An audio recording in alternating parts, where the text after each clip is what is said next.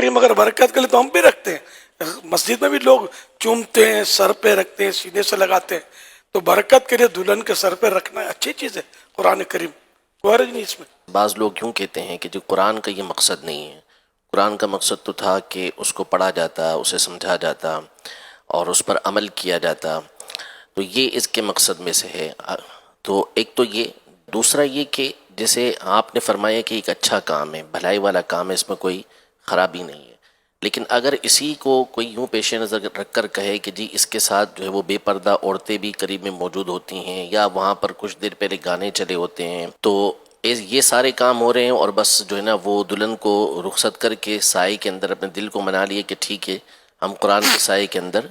دلہن کو رخصت کر رہے ہیں، اس کے سر پہ قرآن پاک رکھ رہے ہیں، تو اس طرح کے جو گفتگو کرتے ہیں اور اس انداز میں پھر اس کام سے روکنے کی کوشش کرتے ہیں، تو اس حوالے سے کچھ رہنمائی آپ ارشاد فرما دیں۔ دیکھیں اس میں تو کوئی شک نہیں کہ قرآن کریم ہر طرح سے باعث سے برکت ہے، اس کو دیکھنا، اس کو چھونا یہ بھی برکت والا ہے، اور اس کو چومنا تو حضرت فاروق اعظم وغیرہ رضی اللہ عنہما سے ثابت ہے، صحابہ کرام سے، تو آنکھوں سے کوئی لگائے تو سر پہ رکھے، سینے سے لگائے، تو یہ سب کیا ایک احترام کے انداز ہے جو مسلمانوں میں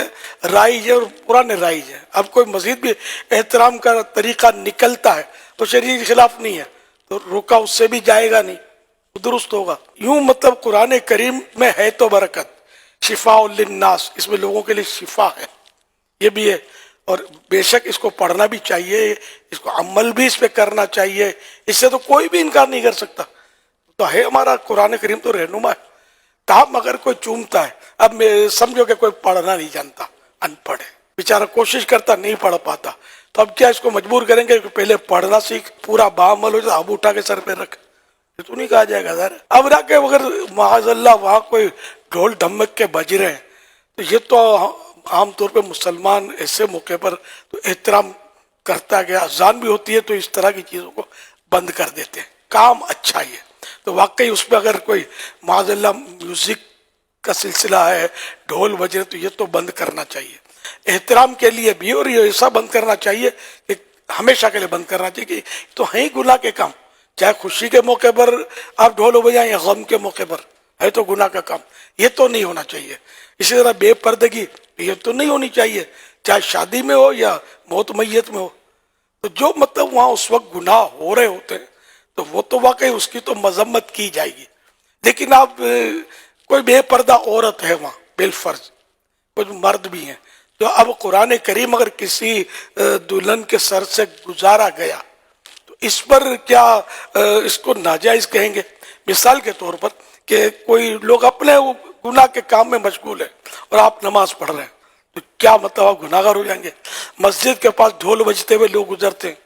اب مسجد کی دکانیں کرائے کی ہوتی ہے، میوزک چل رہے ہوتے ہیں، تو اب کیا ایسی حالت میں مسجد میں نماز نہیں پڑھی جائے گی؟ روک دیا جائے گا کہ نہیں نماز مت پڑھو، پہلے اس کو بند کرو؟ واقعی اس کو بند ہونا چاہیے، اور مستقل بند ہونا چاہیے، نہ کہ نماز کے لیے، نہ کہ قرآن کے احترام کے لیے، بند ہونا ہی چاہیے۔ لیکن اب ہر گھر میں میوزک چل رہا ہوتا ہے، گانے بج رہے ہوتے ہیں، قرآن کریم میں تشریف فرما ہوتا ہے، تو یہ تھوڑی کہا جائے گا اب قرآن کریم یہاں مت رکھو،